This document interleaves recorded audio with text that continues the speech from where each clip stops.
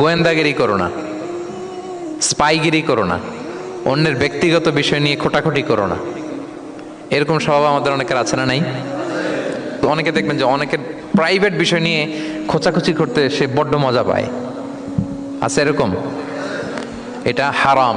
আওয়াজ করে বলুন, এটা কি? ওয়ালা তাজাসসু, গোয়েন্দাগিরি করো না। Everyone has personal space and no one should interfere someone's personal space. কেউ কারো পার্সোনাল স্পেসে ইন্টারফেয়ার করা যাবে না। প্রত্যেকের একটা প্রাইভেট এরিয়া আছে, প্রাইভেসি আছে। দেখেন ইসলাম প্রাইভেসিকে কত গুরুত্ব দেয়। প্রত্যেকের প্রাইভেসিকে ইসলাম কত গুরুত্ব দেয়। কারো প্রাইভেসির মধ্যে ইন্টারফেয়ার করা এটা ইসলাম পছন্দ করে না। এজন্য খবরদার, কারো ব্যক্তিগত কোনো ইস্যু নিয়ে আমরা নাক গলাতে পারবো না। কারো মোবাইল ধরে মোবাইলের গ্যালারি চেক করা, কারো ইনবক্স চেক করা, কাউকে না বলে কারো চিঠি পড়ে ফেলা, উকি মারা,